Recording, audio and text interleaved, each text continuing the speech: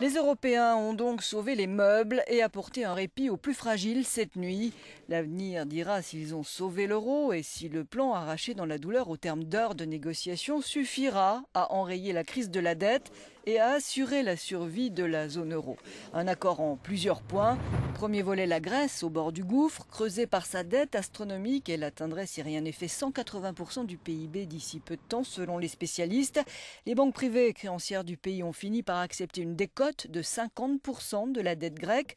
Objectif, ramener la dette de 160% du PIB à 120 en 2020. Comment ? Les gouvernements de la zone euro mettront 130 milliards sur la table sous forme de prêts et les banques effaceront 100 des 210 milliards de titres grecs qu'elles détiennent. Deuxième volet, le Fonds européen de stabilité financière. C'est en obtenant que la participation allemande ne sera pas augmentée qu'Angela Merkel a réussi à obtenir sur ce point le soutien du Bundestag hier. À sa création, il était de 440 milliards d'euros, mais le renflouement du Portugal et de l'Irlande notamment est passé par là et il ne dispose aujourd'hui plus que de 250 milliards. Il sera donc renforcé jusqu'à hauteur de 1000 milliards, une mesure censée rassurer les marchés sur sa capacité à sauver, si besoin, l'Italie ou l'Espagne.